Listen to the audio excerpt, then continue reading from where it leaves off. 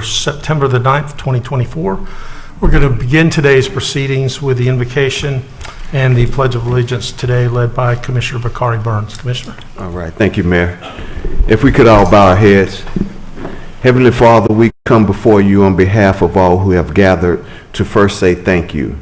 Thank you for your abundant blessings, for life itself, and for the measure of health we need to fulfill our callings. As we prepare for today's meeting, we look to you for guidance and inspiration. Grant each of us the ability to listen with open minds and compassionate hearts. Help us to seek fairness and equity in all that we say and do, ensuring that our actions reflect the values to do what is good and true. We lift up in prayer the families who lost their loved ones on September 11th. Please comfort them as this anniversary returns yet again. Bless this council, city staff, our first responders, and law enforcement who are present here. Bless this meeting and the residents who will share with us their concerns on issues that impact their lives. Grant us your peace in this chamber and throughout our great city. This is our prayer. Amen. Amen.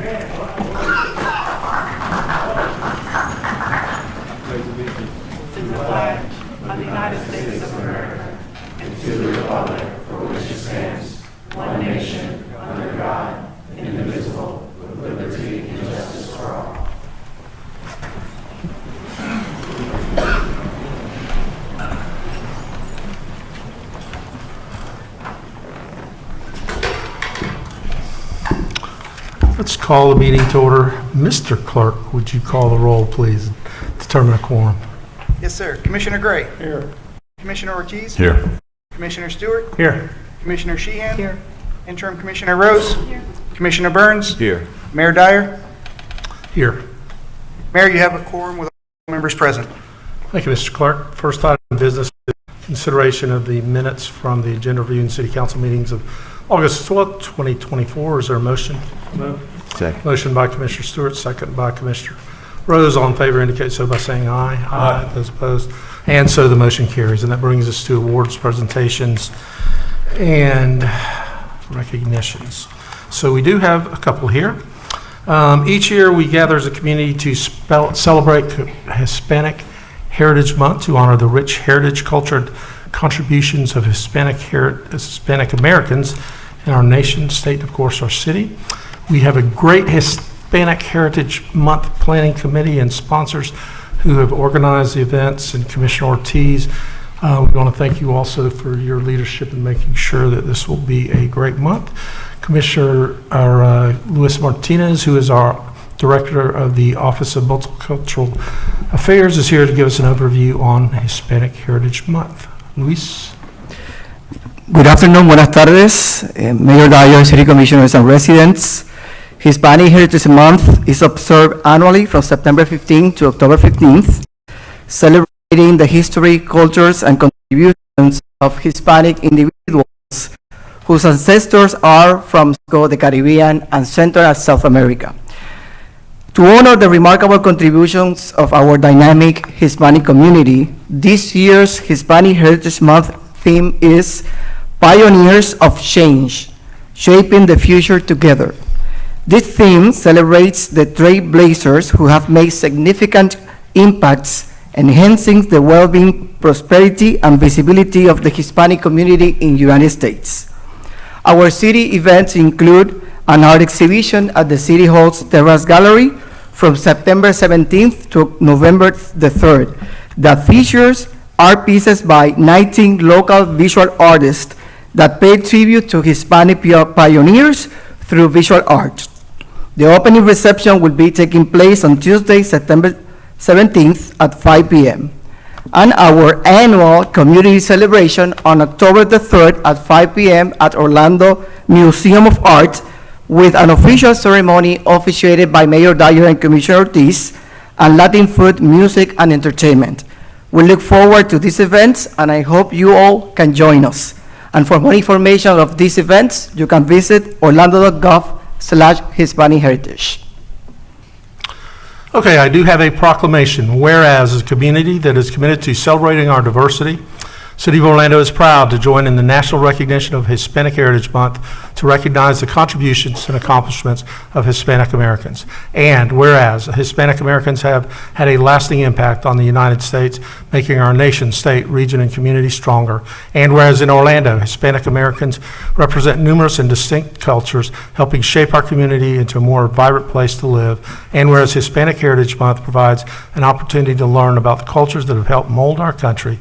And whereas we celebrate Hispanic Heritage Month, our community reaffirms its collective commitment to inclusion as we continue to work to ensure that each person who calls our city home feels valued, welcomed, and has access to opportunities that help them thrive. Now therefore, Buddy Dyer, Mayor of the City of Orlando, and the entire Orlando City Council do hereby proclaim September 15th through October 15th, 2024 as Hispanic Heritage Month in the City of Orlando.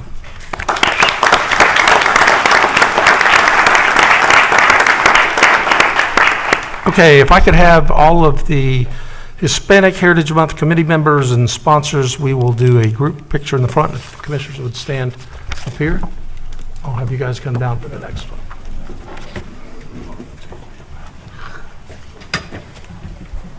We're up here.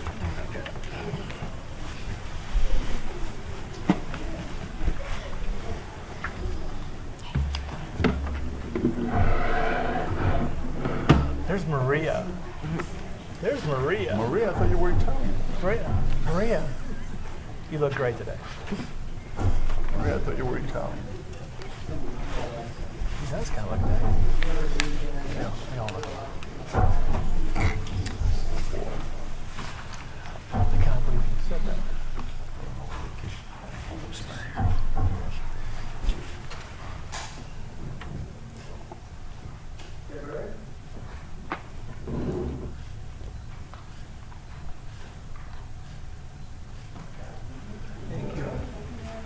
Do you have enough pictures?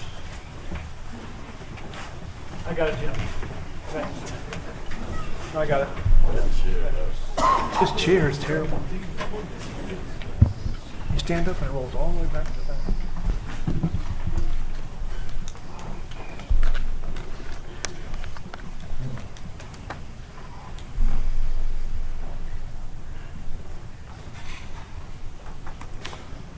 Okay, this is going to be the very best part of our meeting. I can guarantee you that. So, over the summer, our country and world once again were captivated by the Olympic Games. Watching the best athletes on earth compete in Paris was incredibly inspiring. I think I took the whole 2.5 weeks basically and watched nothing but Olympics. Some sports that I had never seen before, breakdancing, in fact. And we all know the Australian athlete now, right? But what was even more special is that our community had a hometown hero that was not only participated, but he made us proud and won a medal. So today we are honoring Amari Jones, a Valencia College student and an Edgewater High School graduate. Go Eagles. Amari, would you please join me as I read a proclamation for you?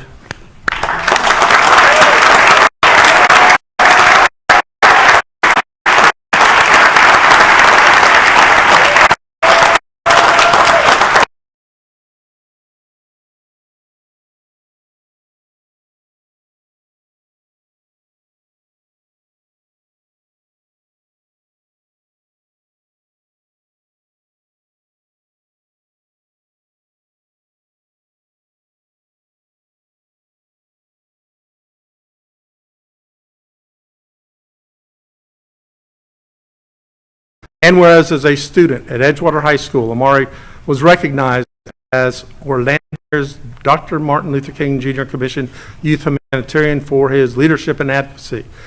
This included providing support to individuals experiencing homelessness and tutoring and mentoring elementary school children. And whereas Amari is now a student at Valencia College and one of the top welterweight boxers in the world, representing the United States at the Paris 2024 Olympic Games, where he claimed a bronze medal. And whereas he dominated his first 2 bouts at the event with unanimous decisions, and whereas Amari represented our country and our community with great distinction in Paris, competing with noteworthy purpose, courage, dedication, and sportsmanship, and whereas the City of Orlando is proud of his success and thankful for his many contributions to our community, we can't wait to see Amari's future impact.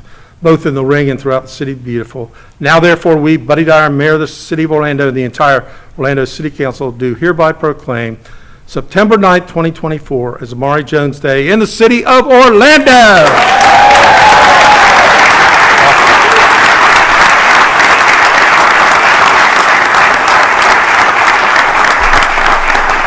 Okay, before we do some photos, ordinarily, the mayor gives a key to the city at events like this, and I've done that on a number of occasions. But we thought we might do something a little different, and you'll be the first individual to receive a glove to the city. Let's put it out here.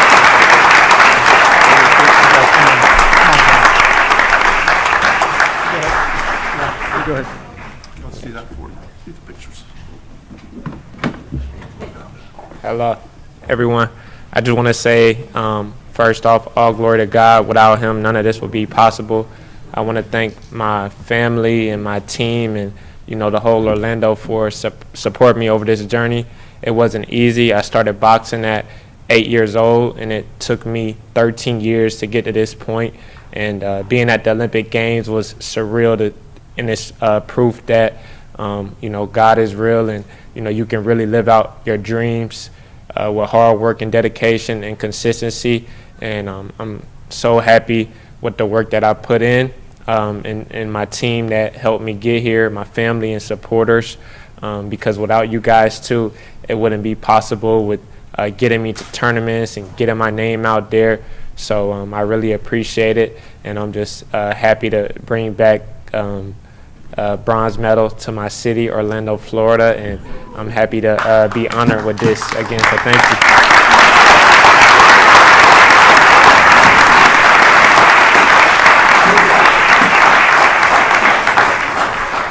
Where Mom and Dad and Grandma? Go Eagles. It just slipped down. I'm sorry for the Jones line. It just slipped down. Go Eagles.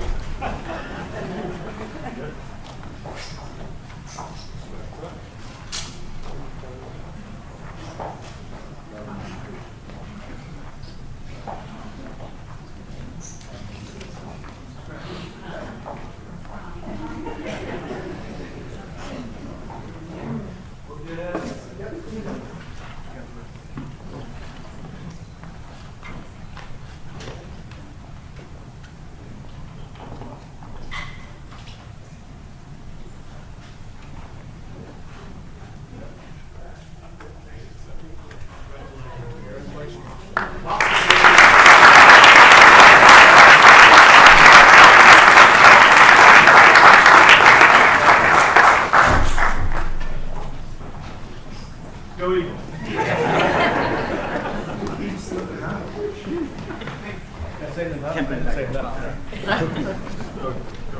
One more time. Go Eagles.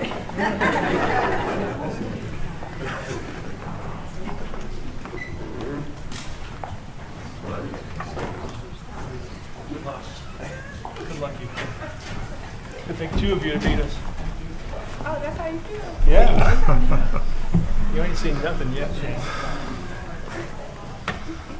Okay, if you hear a little bantering back and forth, it's Jones versus Edgewater week in the city of Orlando. So we have a couple of Jones graduates as well as an Edgewater graduate. And They don't leave out Boone.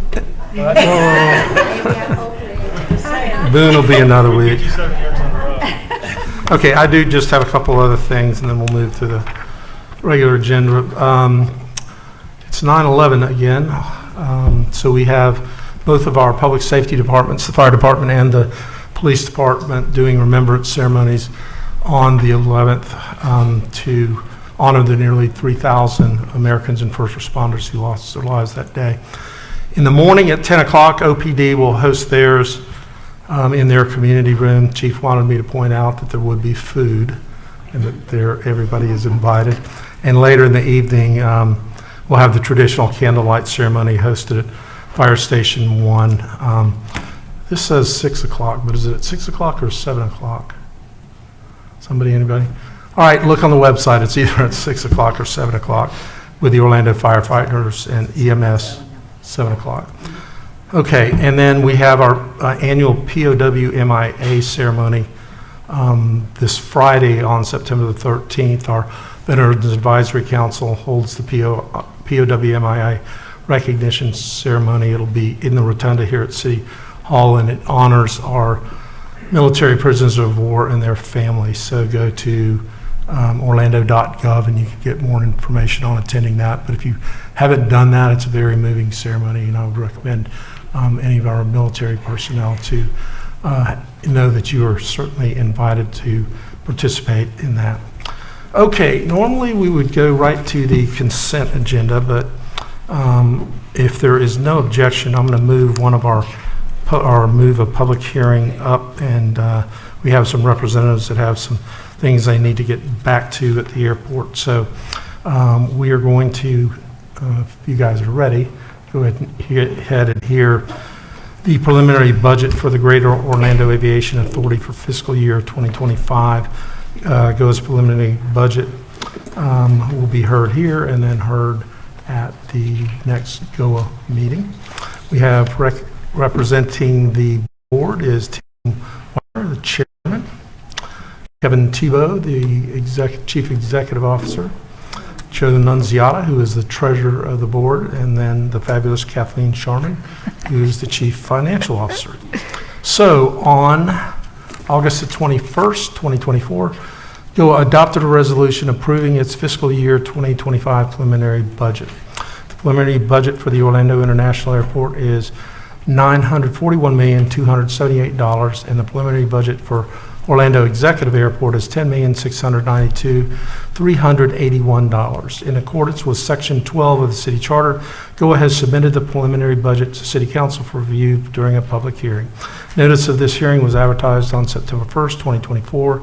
The hearing is informational. The City Council will not take any action. Kathleen, you're up.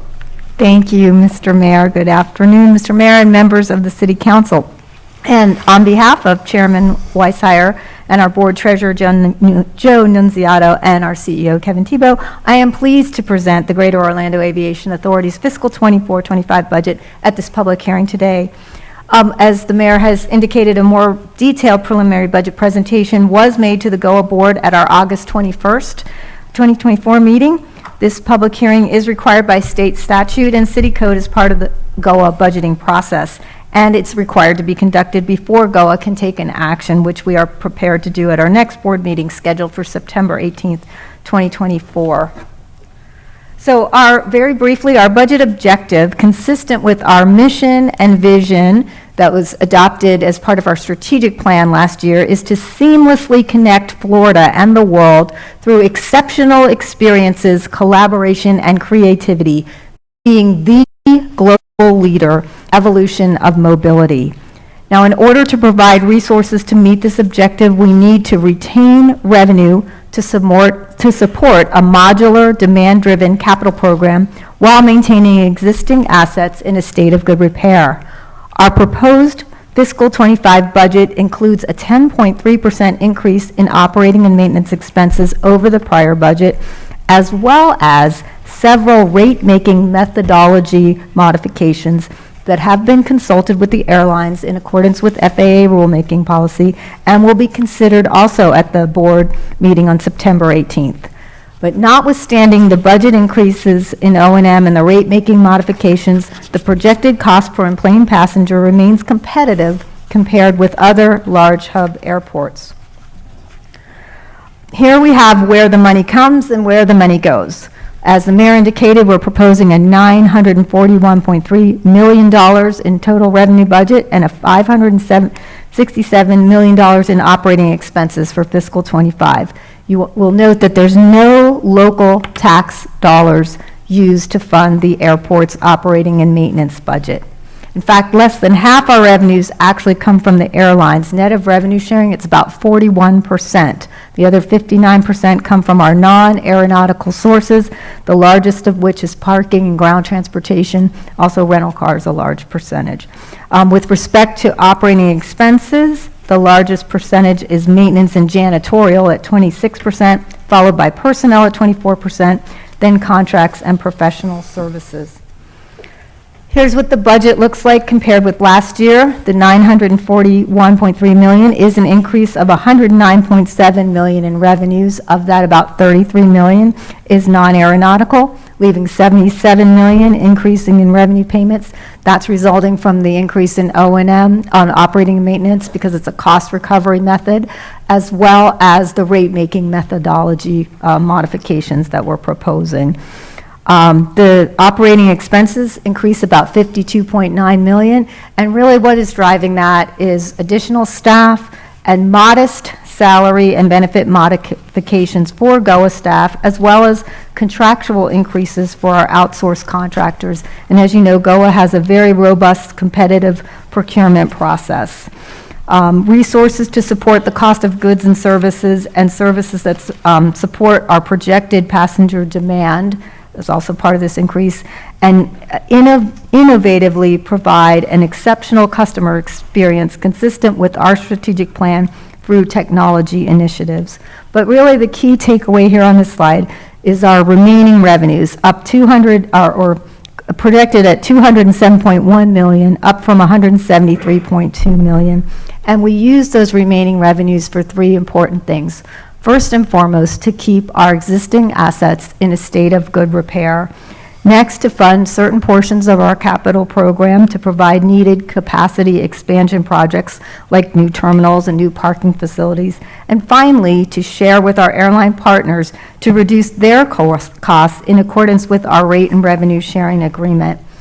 All legal debt service coverage requirements are projected to be met under this budget, and in fact, we far exceed our legal requirement. And what this does is put us in a really great position as we're going to access the capital markets, which we're preparing to do this December. So that'll provide additional capacity for us to fund our CIP, which is, of course, based on the results of the strategic plan that we adopted last year. So I'd like to quickly turn to the Orlando original airport, the executive airport. Well, this is our designated GA reliever airport. Here's a summary of the budget for Orlando Executive. Operating revenues are $4.8 million and exceed operating expenses of $4.5 million. Contribution from fund balance for fiscal '25 is almost exclusively to fund the capital improvement program for ORL, with funds coming from previous COVID relief funds received from 2020 to 2024, which totaled nearly $8 million. As you can see from this slide, we're finishing up with those relief funds, and our total CARES package is over $170 million for both airports, which we've now fully expended. So, in summary, these budgets are fiscally responsible, using CARES grant proceeds received at ORL to match grant-funded airfield projects, and for MCO, funding staff and services to support the strategic plan while keeping rates as low as possible to encourage additional air service that will bring both business and leisure travelers to the region, ultimately creating more business for our non-airline partners and the greater Central Florida community, as we seamlessly connect Florida and the world through exceptional experiences, collaboration, and creativity as we become the global leader in the evolution of mobility. As the mayor indicated, Chairman Weishire, Treasurer Nunziato, and CEO Tebow are also here with me in attendance, and we'd be happy to take any questions at this time. Thank you for your attention. Okay, questions or comments? Commissioner Ortiz? Thank you, Mayor. A quick question is, do you know the last numbers on visitors to the region? Visitors to the airport? region, is it, I probably, for the airport? He's asking Airport. passenger count. Oh, not for the visitors. airport, yeah, nearly 58 million. Okay. So, We'd like that number to go up, bragging. yes, All right. yes. Thank you. Appreciate it. I thought you were asking to the Orlando region. I'm like, well, that's y'all. We're a big part. Kevin, I'm going to finish this out and then give you a chance just to update us on some of the improvements, Terminal C, and maybe just general what's going on at the airport. Okay, any other questions, comments? I open the meeting for public comment. I don't have any cards for public comment, so we'll close the public hearing. Kathleen, anything else on that? No, sir, thank you All right, very and much. thank you. We don't need to take any action. Kevin, floor is yours. Just maybe update us a little bit on Terminal C and talk about capacity issues and some of the things we're going to have to undertake in the existing terminals as well. Sure, thank you, Mayor. Commissioners, nice to see you again, as always. As we mentioned, 58.6 million passengers right now is our rolling 12-month number, so about 1 million over from last year. The biggest increase we're seeing is international. The international passenger month-over-month is actually double-digit growth. Domestic, like most other airports, is starting to see a little bit of leveling because of the changes in the travel patterns, but continue to see the growth. And so what we've done is look at what are the things that are the customer journey. And knowing that the passenger can be a local resident versus those that are visiting here, and that percentage has changed over time. So because of the growth we've seen in the population, the passenger percent that's point of sale here is actually larger than it was pre-pandemic. And so the passenger journey today involves, first thing, parking. Where do I park?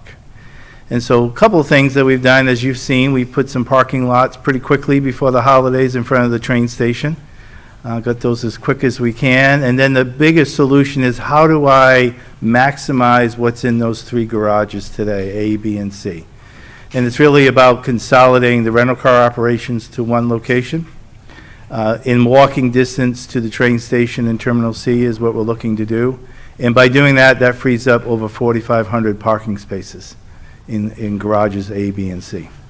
So that is one of our biggest undertakings currently underway. In the meantime, the pedestrian bridge is well under construction. If you've been out there, you've noticed that. It will be completed this fall. And so that, to me, is where we seamlessly now have that connection from the train station into the new terminal. And the other gates that we're adding, the 8 gates, are under construction and on schedule to open in early 2026. So when we do that, we will bring more airlines and obviously more passengers down to Terminal C to be able to balance the 2 facilities. And so in the meantime, we continue to make some improvements in C as well as in Terminals A and B. We are literally in the midst of replacing every concession in Terminals A and B. So that is going to be totally different. So there is no longer going to be a Chili's up above anymore. The stairway to heaven is not going to heaven anymore. So it's just a lot of changes going on at the airport. Changes in the North Terminal complex and the look and the feel. Replacing carpet with terrazzo, and so it's just a lot of changes going on. So thank you again for your support, and again, I open any questions you may have. Anybody have questions for Kevin? I have one. Commissioner Stewart? Brightline, am I on? Am I on? Hello? You're muted. Don't mess with my screen. Brightline, we've now seen almost a full year operation of that. Tell us about, are we seeing an increase of guys coming from Miami to take flights, international flights out of Orlando? Is that now becoming a popular thing? A little bit of, absolutely, Commissioner, and actually a little bit of both. I mean, so you're going to see the travel and the tourism that are taking that trip from that segment, but we're also seeing them taking the flights as well. And what's going to help is when I have that pedestrian bridge open. And then now going to be able, just looking down that hallway, see that's where I need to go to get Terminal C. And as we grow that terminal, it's going to make that connection even more seamless. That's great. But they continue to have very heavy numbers coming in and out of the train station, to the point, as you probably heard, they're looking to add cars to the consist. So, That's great. Thank you. Commissioner Ortiz? I'll push my button. Yeah. Okay. Thank you. Thank you for the information. A quick question. Do we foresee in the future electric belts for pedestrians, for people, you know, how they have like in Disney stuff like that? Because Terminal C can be really so the pedestrian bridge has... for exercise. But So the pedestrian bridge has 2 sets of moving walkways in that.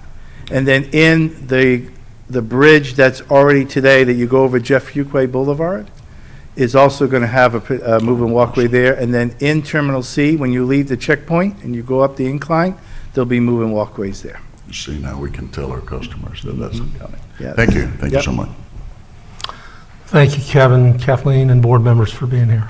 Thank you.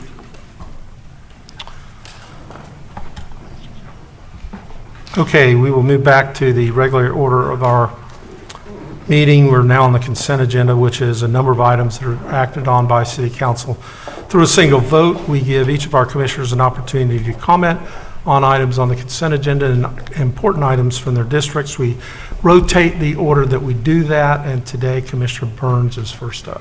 All right, thank you, Mayor. Good afternoon, fellow council members. First, I want to start off in just congratulating Omari Jones again for representing us well in the Olympics. And I've had the chance to meet Omari before he went to off to compete. And he's not just an exceptional athlete, but he's an exceptional young man. So very, very proud of him. And Commissioner Stewart, you mentioned that he went to Edgewater, where his grandmother is a lifelong resident of Carver Shores. So he has some District 6 upbringing in him. But we're very proud of Omari and wish him the best. On August 15th, I held my third annual iDrive Business Roundtable. During this roundtable, I announced the Vision One iDrive, and this is an initiative, will initiate a visioning planning session designed to encourage redevelopment on North I Drive and really shape the future of North I Drive. Also on August 27th, I joined the Office of Congressman Maxwell Frost for a roundtable conversation with Robert Santos, the U.S. Census Director, to discuss strategies in increasing the self-reporting and participation for historically undercounted populations. So again, making sure that we're intentional about counting those who historically have been undercounted. Also, August 29th, attended the grand opening of the Blue Diamond facility featuring block and lock technology. Very excited about this new technology, but also the entrepreneurs that are bringing this to market in our area. Also had an opportunity to attend the Mayor City Academy opening session and welcome the 10 District 6 residents. So Mayor, I'd just like to say thank you for continuing this Mayor City Academy. All the residents that I've spoken with really learned a lot. So I encourage in the upcoming sessions to please consider joining the Mayor's City Academy. Also, on September the 3rd, I participated in the Urban Land Institute Central Florida Breakfast, where a panel of speakers provided updates on the exciting developments happening on International Drive. Also, on September the 5th, I attended the Brazilian American Chamber's Independence Day celebration, celebrating Brazilian Independence Day. So it was some good food and some good networking that happened there. I'd like to ask everyone to save the date, Friday, October the 25th. I'll be hosting my 4th annual For the Children Celebrity Golf Tournament at the Brook West Golf Club. We are raising money for scholarships thanks to the generous donations and participants. This last year, we provided 13 scholarships to students from the district for the 24-25 school year. So more information, you can contact my office to get more information about that tournament. The agenda, just wanted to acknowledge one item, C41. We are the recipients of the U.S. Forest Service Urban and Community Forestry Grant, commonly referred to as the Tree Equity Grant. Excited about this, the ability to get more trees out in our community, but also one key piece to this grant is the ability to help some residents to be able to remove some trees off of their private properties in which the city cannot assist with today. So again, that's all I have. Thank you, Mayor. Thank you, Commissioner. Commissioner Gray. Thank you, Mayor. A couple of quick announcements and then a few agenda items. On Monday, October 19th, I was fortunate enough to attend a ceremony hosted by Pulte Group and Homes for Heroes. And those two groups got together and sponsored 2 mortgage-free homes for a couple of veterans and their families. So it was a great event, and I want to thank Pulte. Yes, sir, thank you. I want to thank Pulte and Homes for Heroes for working together to honor some veterans. So great community partners. So I was glad to be part of that. On Wednesday, the 21st, I want to thank Chief Smith and the OPD team for a Meet the Chief event at Southport. Again, continuing efforts to build the relationship between OPD and our residents in Southport. So thank you, folks, for coming out to do that.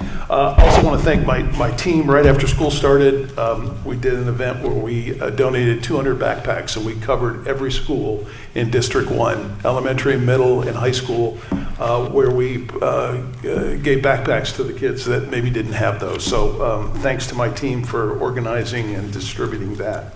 And then upcoming October 8th, at 10:30 a.m., we are doing the groundbreaking, finally, for the Southeast Government Center and Orange County Library, which is an exciting event for Lake Nona. We've been working on that for quite a while. So October 8th, I'll make sure we get a save the date for all the commissioners, but we'd love to have everybody join us as we get started with that project.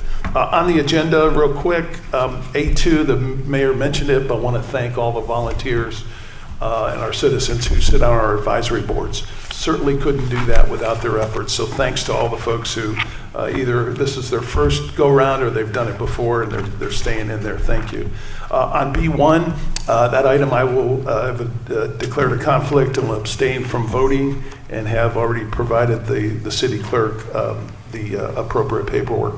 And finally, C17, supporting a temporary use permit for Boxy Park to expand. If you haven't been there, it's a live music venue in the Lake Nona Town Center, and it's a great concept, which is a blend of live music, food, beach volleyball, a dog park, and a children's playground. So you come through the front gate and everybody scatters to go to their different venue, but it's a great community meeting place, and if you haven't been there, I would encourage you to go to Boxy Park, which is right in the Lake Nona Town Center. And Mayor, that's all I've got. Thank you, sir. Thank you, Commissioner. Commissioner Ortiz.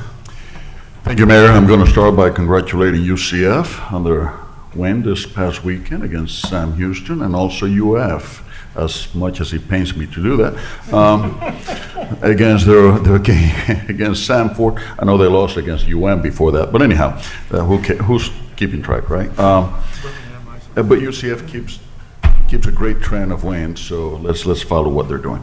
August 8th, I had the opportunity to do as Commissioner Gray did with his kids in the district.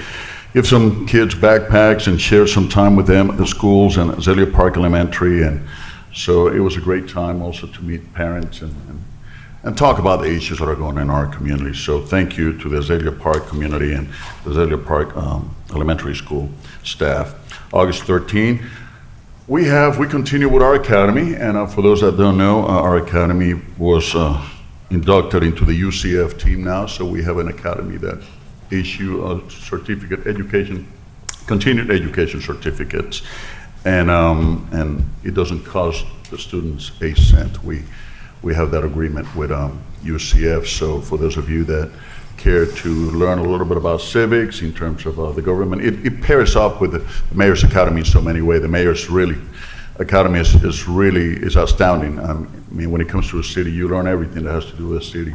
We do a little extra. We just add, we lead the academy, the Mayor's Academy, to do the heavy carrying of the bulk with the city, and then we take care of teaching people about the state government, federal government, and the other components of government as a whole. So for those of you that care to learn more about your system, how to interact with the system, you're welcome. And we have the best instructors in the world. We have the best staff. We have those guys from, let me go ahead and give some kudos to our guys from our public works here and housing and all these guys that teach about our government, law enforcement, code enforcement.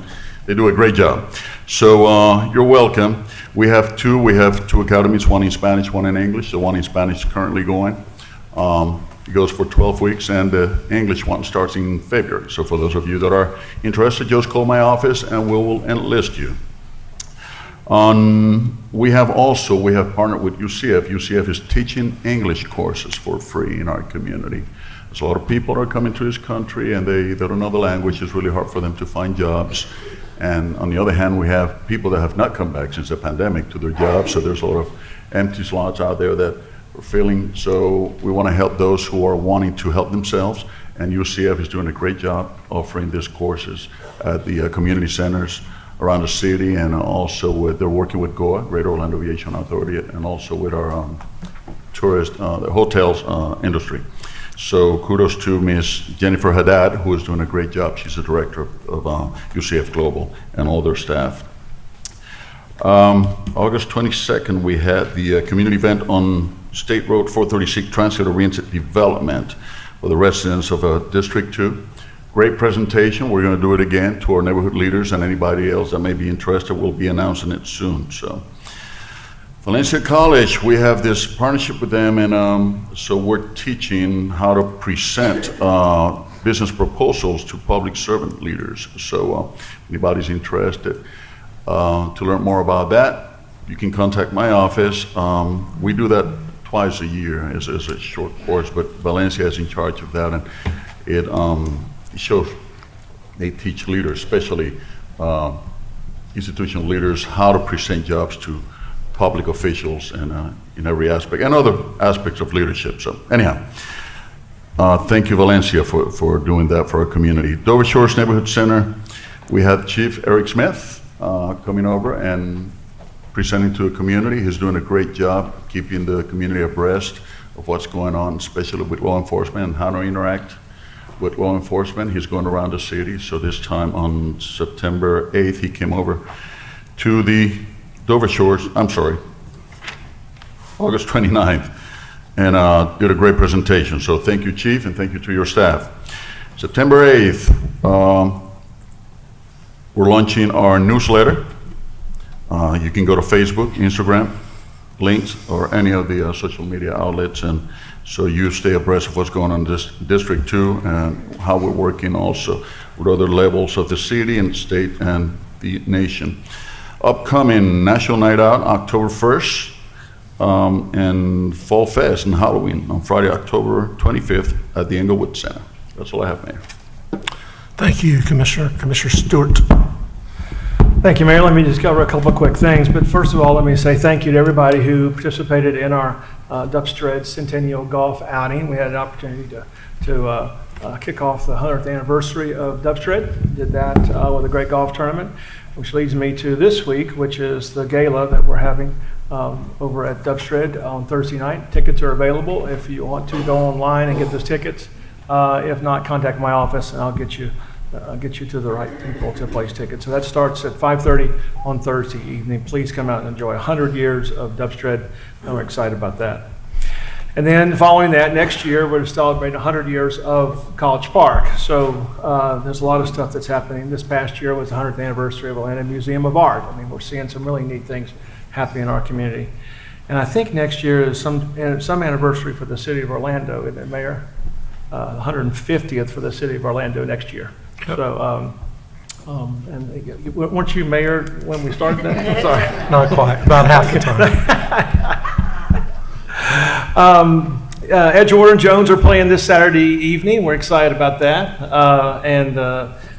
In good fun, Commissioner Rose has decided to pick up the challenge again with a pizza party for the winning team paid for by the other commissioners. And I've noticed that Commissioner Burns has not picked up on that at all. I think is there, you know, something that you don't want to buy pizzas for Edgewater? Is that the deal? No, I'll be. Oh, good. That's I hope. Let's go Tigers. Let's go Tigers. Anyway, it's great fun to have these rivalries within our community, and they're both great teams this year, which is what most fun about all that. So, National Night Out in Baldwin Park is tomorrow night. We're going to be scheduling that or staggering that so we can get more people engaged. And of course, the Virginia Drive Tribe is coming up. A special thanks to Amari Jones. This is so much fun to have a guy from Orlando, but especially a guy from Edgewater, especially whose grandparents went to Jones. Okay, you're welcome for that. But what's the neatest part about him isn't his boxing. He really is a neat guy. And we got a chance to know him through the work we did with the MLK Commission, and just a really, really special heart on him. And so it's really neat to see him. On the agenda, I have a couple of things I want to share. On B4, we have the public engagement contract for aligned public strategies for the upcoming Citrus Bowl, Camping World Stadium. Appreciate that, and I think that's going to be important for us to engage the community, and I think that. B19 and 20 is the Lake Fairview Park is finally moving forward. Thank you, Lisa, for your work. We're excited about getting that done. H3, 4, and H3, H4, H5 are grants to make Orlando safer. So those of you who are paying attention, we take grant money and bring it into the police department, and it makes it safe, make our community safer. So just wanted you all to be aware of that. And then on D41, what Commissioner Bakari Burns has said, but part of that same element is that we're engaging young people to have an interest in urban forestry as well. It is a kind of an all-encompassing grant, and we're thrilled about the fact of being able to engage people, the fact that they will learn that trees actually grow, and they will probably be growing when they become old people and need a job. So we'll be helping out with that. So, and that's all I have, Mayor. Thank you very much. Thank you, Commissioner. Commissioner Sheehan. Thank you, Mayor. And I'd just like to recognize Carol Adams Group. They have been doing backpacks for the children at Reed's Terrace for 20 years, over 2,000. And they just keep doing it year after year, and they're wonderful folks, and I just want to recognize them because our kids at Reed's Terrace that attend Lake Como School have all of the tools they need to participate and to succeed, and it's all because of Carol Adams Group, and I want to thank them so much. I had a meeting with Parks today about pickleball. The Beardall pickleball courts are coming. The pickleball people are crazy. They love pickleball, so we've got some courts coming to District 4. On the agenda today, we have the Eola Sunday Market, which has been the fee waiver, which has been very successful at Lake Eola Park. $2 million for the CRA for community policing initiatives for downtown, which is very important. And the Downtown South Neighborhood Improvement Main Street Agreement, they're doing great things down in Downtown South, so glad to see that the Main Street Agreement is being funded through the NID. And that's all I had, Mayor. We have lots of speakers today about a significant rain event in Thornton Park and Wadeview, so I'm going to yield some time so we can give some time to them. So thank you. Thank you, Commissioner. Commissioner Rose. Good afternoon, everyone, Commissioner, Council, and members in the audience. I want to let the residents and businesses of District 5 and the City of Orlando know that as your Commissioner, I have your back and your voices are heard with me here at the dais. The City of Orlando has been tirelessly working to address homelessness for several decades. In fact, in the same exact seat, on October 20th, 1998, Commissioner Daisy Lynham got the council to agree, and they imposed a 100-day moratorium on approving any new beds, and subsequently in 2009, a moratorium was placed on no additional expansions or social services in the Paramore community. Our city staff has been working diligently with the task force made up of homeless services providers and community members on finding solutions to address homelessness. I heard the residents loud and clear of West Lakes. The City of Orlando and Orange County need to explore homeless shelter options outside of District 5, and as a Paramore resident myself, I would have to agree. We have the shelters in my neighborhood, as well as many of the social services.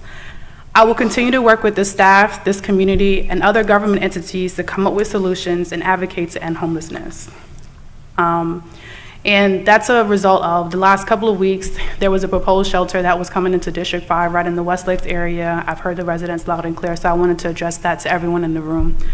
I want to thank Belinda with the National Entrepreneur Center and Eric, our city's business development manager, for attending a business workshop I recently hosted at Jenny's Place. They provided tools, resources to entrepreneurs in the community looking to create and expand their businesses. As you see on the agenda today, here at the City of Orlando, we have many contracts that we have to fulfill. As the Commissioner, it is my responsibility to educate the community on opportunities that are available.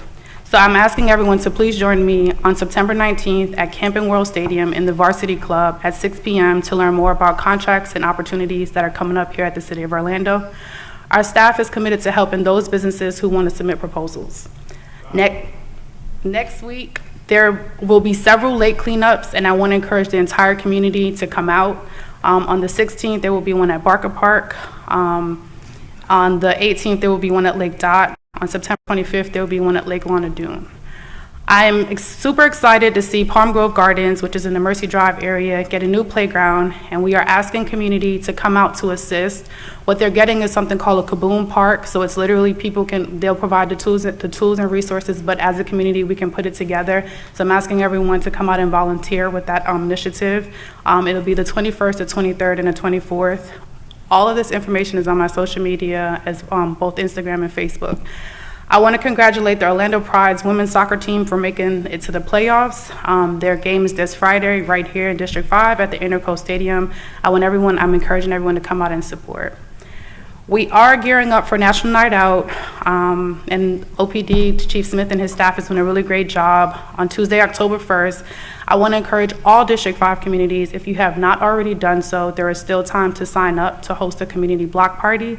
For more information, you can reach out to my office or OPD at 407-246-3369. There are many great things happening in and around District 5, so I encourage everyone to follow the Instagram and Facebook page, Orlando District 5, or you can join in our weekly newsletter by emailing district5@orlando.gov. This Saturday, I'm glad to host the Jones versus Edgewater football game at Camping World Stadium, and as Commissioner Stewart said, I'm going to hold the tradition. The losing team will purchase pizza for the winning team, so let's go Tigers, okay? With the Lake Eola Market, I am proud to announce that they are expanding the market into District 5 in the Paramore community. Starting next month, it will be at Luminary Green. Look out for joining the wait list. There is currently one, but I am working with staff so that Paramore residents as well as District 5 businesses have first opportunity to the market to ensure that the community feels welcome with the market. So look out for that. I will post that on my page within the next couple of days. Now onto the agenda. I want to congratulate Amari Jones for winning the 2024 Olympic bronze medal in boxing. On B1, I'm glad to see us hire a program manager for services at Camping World Stadium for Phase 3. These renovations will enhance our visitor experience at Camping World, and it will allow Orlando to continue to bid for more events such as World Cup and hint, hint, Jacksonville Jaguars. On B14, as we work to create a safer city that is walkable and bikeable, I'm glad to enter into a contract with Kimley Horn and Associates to provide engineering services, including the development of an implementation plan for comprehensive safety improvements in 6 Vision Zero corridors. Much of this work will be in and around District 5, so I'm glad that we can come up with ways to continue to make the city walkable and bikeable. C5, I want to thank city staff for working diligently to create more housing opportunities. The rezoning at this location will be medium-intensity mixed-use corridor, which will allow for a future affordable infill residential development, which will provide the most needed affordable housing units for the Paramore community. And that is it for me, Mayor. Have a motion, Commissioner? Oh, I move to approve. Second. Motion by Commissioner Rose, second by Commissioner Sheehan. All in favor indicate so by saying aye. Aye. Those opposed, and so the motion carries. We will take about 30 seconds, and if there's anybody that was just here for the consent agenda, your item has been approved and you're free to go.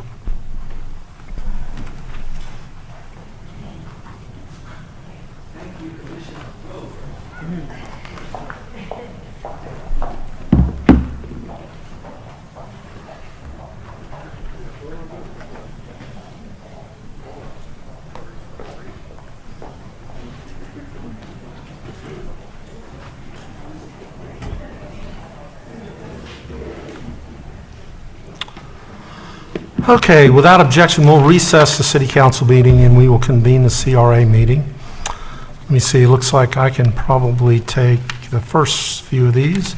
So number 1 is approving the CRA meeting minutes from August the 12th. Second. Motion by Commissioner Sheehan, second by Commissioner Rose. All in favor indicate so by saying aye. Aye. Those opposed, motion carries. Commissioner Rose, I'm going to apologize if I call you Commissioner Hill. It's out of habit for having said that. I almost did just then out of not thinking about it very quickly, but I caught myself. Okay, number 2 is the CRA Advisory Board meeting minutes. Motion Commissioner Stewart, second Commissioner Sheehan. All in favor indicate so by saying aye. Aye. Those opposed, motion carries.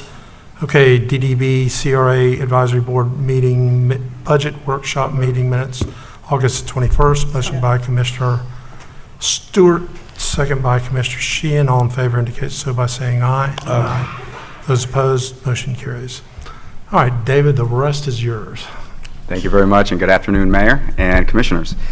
So the next item, item 4, is our 2024-2025 budget resolution. Total revenue for that budget year to the CRA is $49,573,687. Second. Motion by Commissioner Stewart, second by Commissioner Sheehan.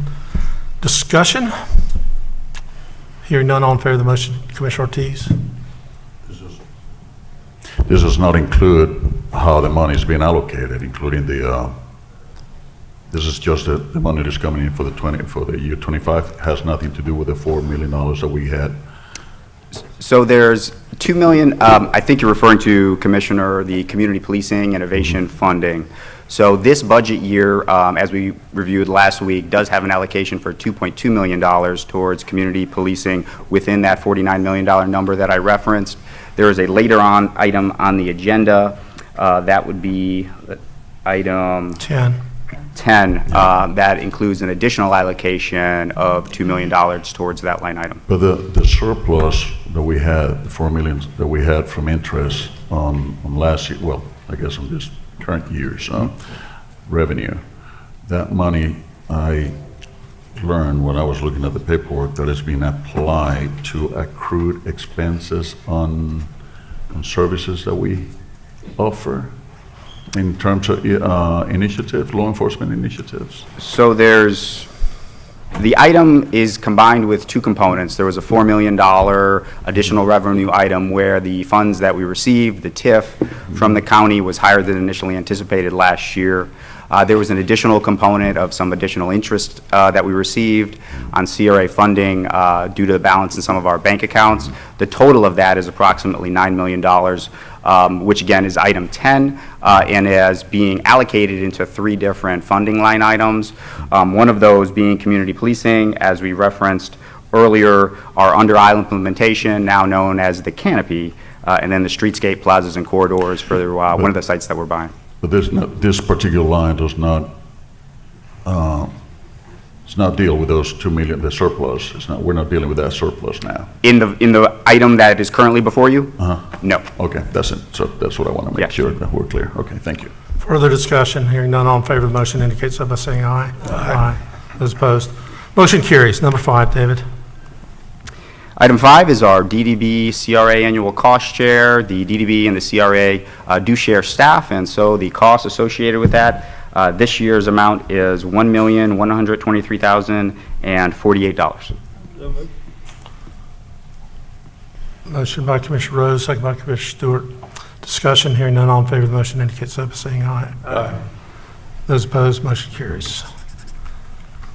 Number 6.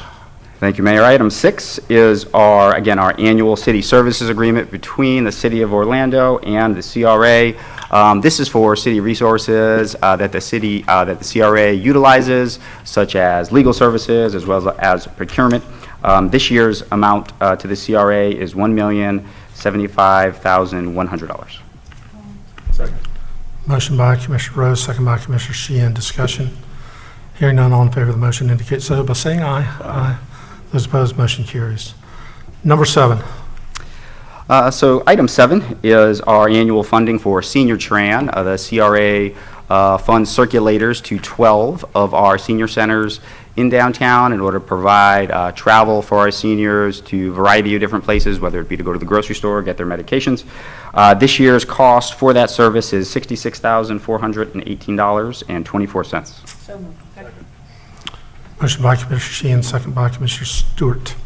Discussion? Hearing none, all in favor of the motion indicate so by saying aye. Aye. Those opposed, motion carries.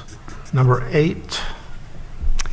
Item 8 is the 2024-2025 Homeless Outreach Funding Agreement. This is with Health Care Center for the Homeless, as well as the Homeless Services Network.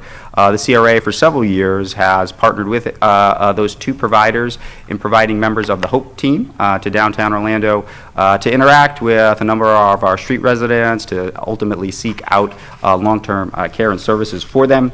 This year's amount is $116,974.36. There is a small increase of just over $5,000 from last year to appropriately address a COLA increase as well as some additional technology for those members. And HSN provides $35,000 of funding as well towards this service. Second. Motion by Commissioner Rose, second by Commissioner Sheehan. Discussion? Commissioner Burns. Yes, thank you, Mayor. As you know, I serve as the president and CEO of the Healthcare Center for the Homeless. And the CRA budget for this year and for several years prior to my service on the City Council has included funds that provide grant funding to the Healthcare Center for the Homeless. None of that money goes towards my compensation. Additionally, these funds would not be granted to the Healthcare Center for the Homeless unless and until the CRA and the Healthcare Center enter into a separate written agreement.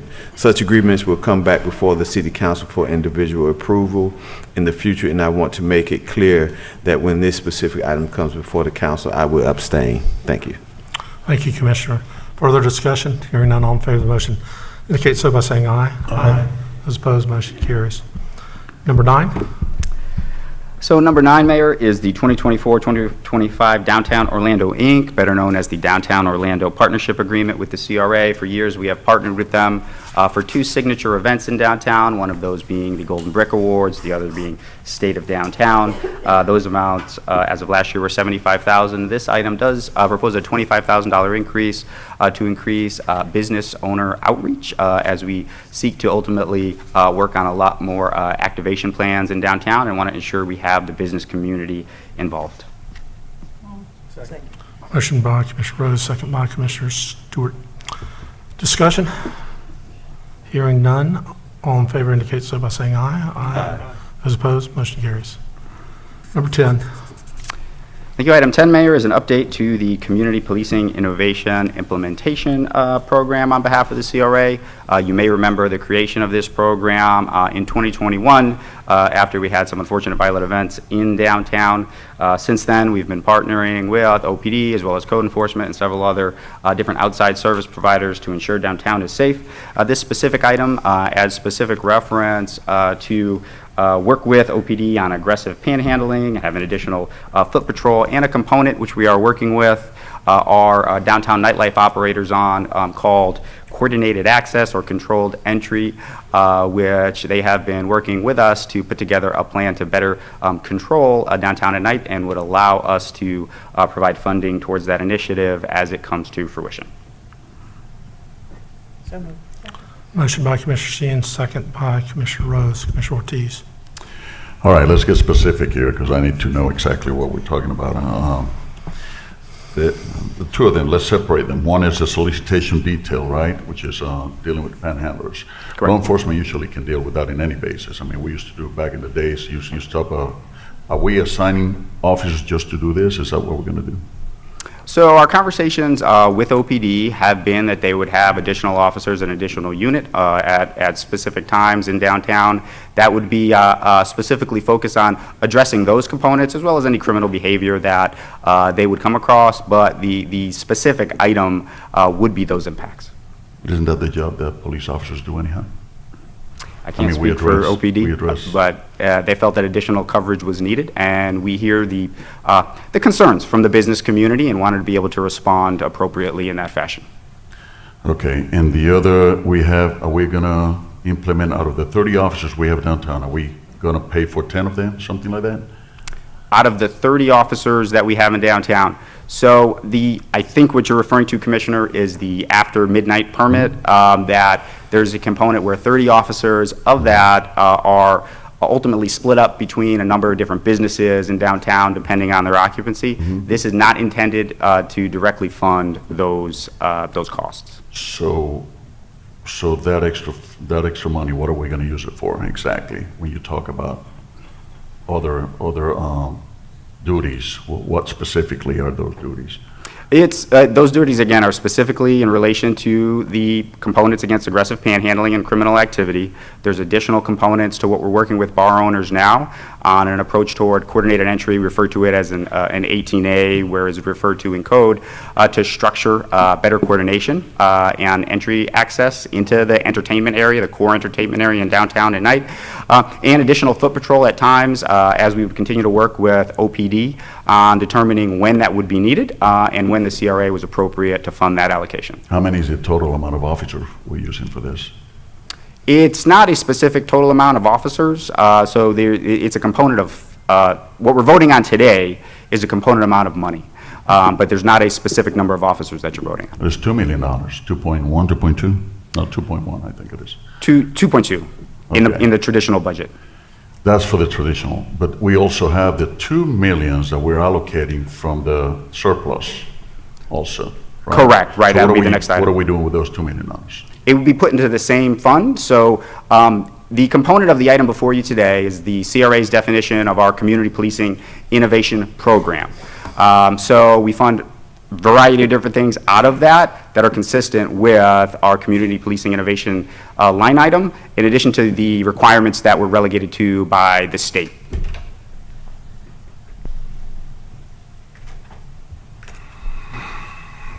Our law enforcement officer, well, anyhow, that's not, you don't deal with that part, but, okay, so we have the 2 million surplus and in addition to 2.2, so it's a total, well, for the new budget, we're gonna have a total of 3,055,721, right?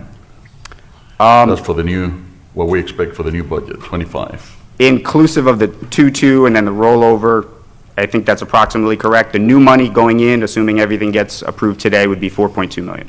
And then in addition, we have the surplus from the revenue that we get, the interest revenue that we had. Correct, that's the 2 million of the 4.2. So it's a total of, altogether, it's about five or almost $6 million.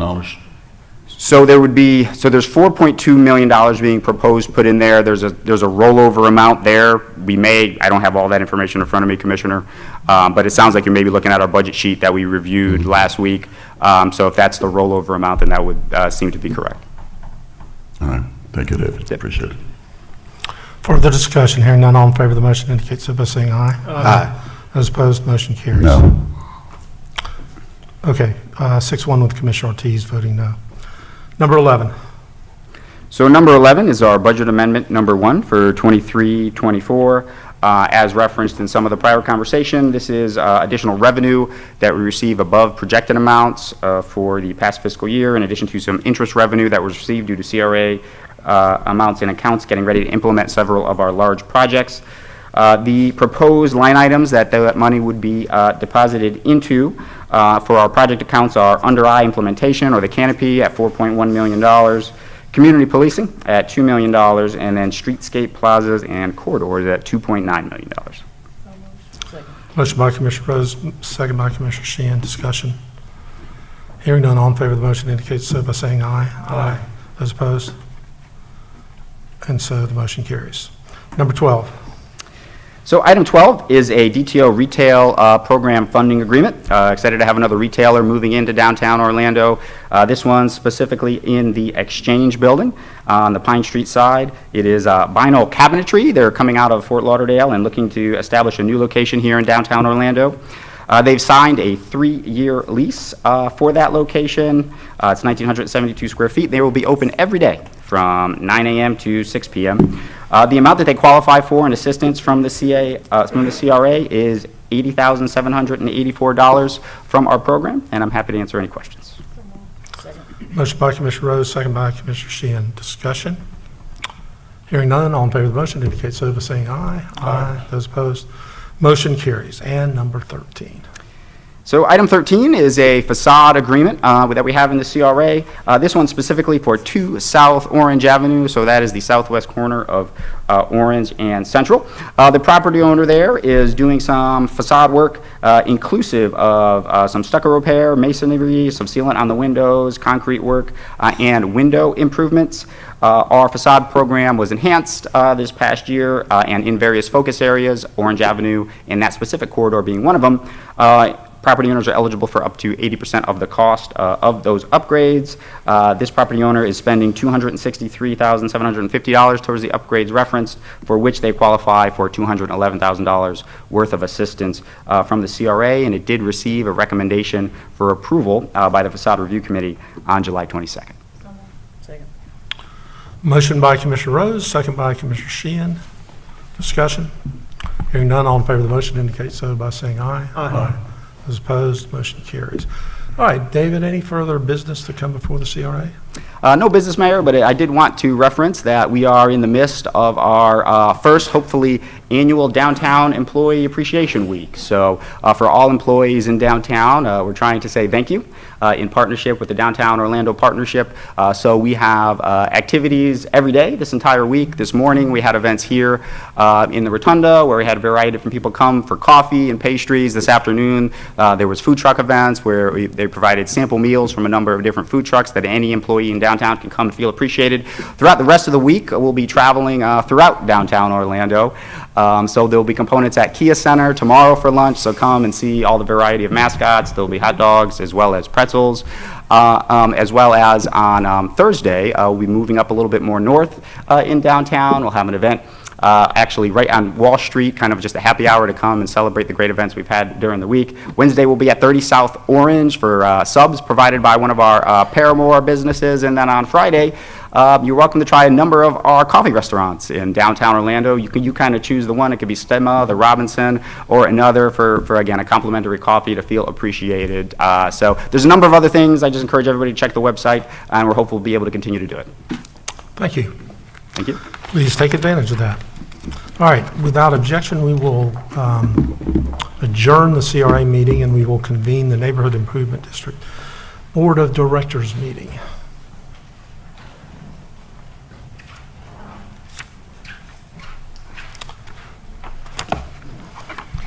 Good afternoon, Mr. Chairman and members of the board.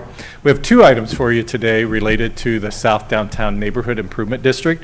The first item is an agreement between the NID and the South Downtown Main Street Organization. This is for $30,000. These funds go towards items that are specifically within the NID master plan as goals and objectives to achieve, things like marketing, business and economic development, as well as placemaking. And these funds go to the Main Street and they assist us in achieving certain goals and objectives that the NID has. And so once again, that's for $30,000. It's a standard thing that we have done in the past as well. So moved. Motion by Commissioner Sheehan. Second by Commissioner Rose. Discussion, hearing none, all in favor of the motion indicate so by saying aye. Aye. Those opposed, motion carries. Number two. The second item we have is actually a city service agreement between the city and the NID. These services are to help the NID be able to maximize its investment in the community, things such as legal services, et cetera. This year, the cost for these city services is $28,399. So moved. Second. Motion by Commissioner Sheehan, second by Commissioner Burns. Is there discussion? Hearing none, all in favor of the motion indicate so by saying aye. Aye. Those opposed, motion carries. Is that all the business come before the NID? That is all. Thank you. Then we will Thank you. adjourn the NID meeting and we will reconvene. Without objection, we will reconvene the city council meeting on the regular agenda. We have already conducted the public hearing related to the airport budget for this coming fiscal year, so that brings us to hearings ordinances on first reading. Mr. Clerk, I know you've been waiting to do this, so take it away. Number one. Ordinance number 2024-33, an ordinance of the City Council of the City Growth Management Plan amending future land use. I'm sorry, sir, the mic. An ordinance of the Council of the City of Orlando relating to the city's growth management plan amending to the future land use sub-area policy S.40.2 to change the allowable development program, providing for amendment of the city's growth management plan, providing for severability, correction, and Scrivener's errors, and an effective date. Move to approve. Motion by Commissioner Gray, second by Commissioner Ortiz. I do not have any requests from the public to speak on this matter, so is there discussion? Hearing none, all in favor of the motion indicate so by saying aye. Aye. Those opposed, and so the motion carries. Let's go to hearings ordinances on second reading, number one. Ordinance number 2024-32, an ordinance of the City of Orlando, Florida, amending Chapter 56, City Code Parks Impact Fee by amending Section 56.31, Purpose, Intent, and Findings to incorporate an updated impact fee study by amending 56.32 definitions by adding Section 56.32A, Rules of Construction, by amending Section 56.35, Impact Fees, Imposed Rate Established and Time of Payment, by amending 56.36, Presumption of Maximum Impact, by amending 56.37, Credits, by amending 56.38, Exemptions, Discounts, by amending 56.40, Applications of Rates, by amending 56.41, Use of Funds, by amending 56.43, Periodic Review, by providing severability, repeal of conflicting ordinances and actions, codification, corrections of scrivener's errors, and an effective date. Motion by Commissioner Sheehan, second by Commissioner Rose. Discussion. I don't have any cards from anybody that wants to speak on this matter. All in favor of the motion indicate so by saying aye. Aye. Those opposed, and so the motion carries. Okay, Mr. Clerk, let's go to ordinances on first read, number 1. Ordinance number 2024-29, an ordinance of the City Council of the City of Orlando, Florida, amending the city's growth management plan to change future land use, map designation for certain land generally located north of Polk Street, south of West Jefferson Street, east of North Orange Blossom Trail, and west of Northwest Moreland Drive, comprised of 0.28 acres of land, more or less, from the residential medium intensity to mixed-use corridor, medium intensity, changing the property's zoning designation from 1 to 5 family residential with the traditional city and Paramore Heritage Overlay Districts to medium intensity, mixed-use corridor with the traditional city and Paramore Heritage Overlays District, providing for an amendment of the city's official future land use and zoning maps, providing for severability, correction of scrivener's errors, and permit disclaimer, and an effective date. Second. Motion by Commissioner Rose, second by Commissioner Sheehan. I have no cards to speak on this matter. Discussion. Hearing none, all in favor of the motion indicate so by saying aye. Aye. Those opposed, motion carries. Number 2. Ordinance number 2024-35, an ordinance of the City Council of the City of Orlando, Florida, annexing the corporate limits of the city, certain land generally located west of Bickey Road, north of New Hope Road, south of Lake Nona Boulevard, and east of Boggy Creek Road, and comprised of 9.1 acres of land, more or less, providing for severability, correction of scrivener's errors, and an effective date. Move to approve. Motion by Commissioner Gray, second by Commissioner Ortiz. I have no cards on this one. Discussion. Hearing none, all in favor indicate so by saying aye. Aye. Those opposed, and so the motion carries. Number 3. Ordinance 2024-36, an ordinance of the City Council of the City of Orlando, Florida, annexing the corporate limits of the city, certain land generally located south of Weewahootie Road, north of Lake Mary Jane Road and TM Ranch Road, and west of Sunbridge, and comprised of 1,033 acres of land, more or less, providing for severability, correction of scrivener's errors, and an effective date. Move to approve and let the record show you got Weewahootie correct. Second. Motion by Commissioner Gray, second by Commissioner Ortiz. I know you're practicing that all week. Okay, I do have some requests to speak on this one. Okay, Mr. Andrew Mai, who is becoming a frequent flyer here at Orlando City Council. Welcome back. Thank you, Mr. Mayor. Nice to see you again. Andrew Mai, Assistant County Attorney, Orange County, Florida, 201 South Rosalind Avenue, Orlando, Florida. The county objects to item 13C3, Camino North annexation. The county and the city are currently engaged in a dispute resolution process in relation to the Sunbridge properties. The county contends that the Sunbridge properties were not annexed in accordance with the law. Should the process result in overturning the Sunbridge annexations, then this voluntary annexation will not be contiguous. The county requests that this annexation be delayed until the dispute resolution process is resolved. Thank you.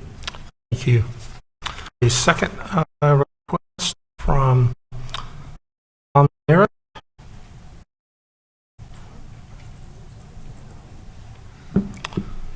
Mr. Merritt.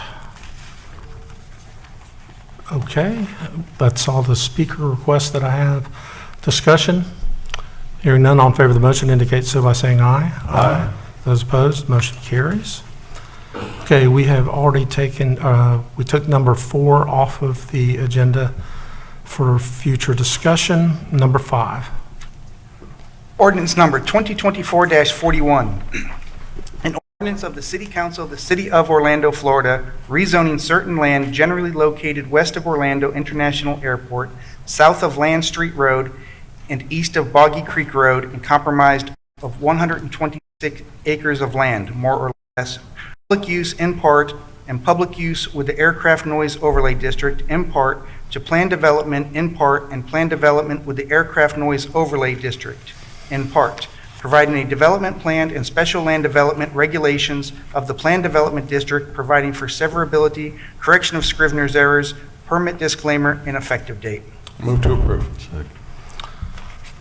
Okay, motion by Commissioner Gray, second by Commissioner Ortiz. I don't have any requests from the public for this one either. Is there discussion? Hearing none, all in favor of the motion indicate so by saying aye. Aye. Those opposed, motion carries. That concludes the scheduled business for the Orlando City Council. Ed, could you get us ready for general appearances? We do have several general appearances today.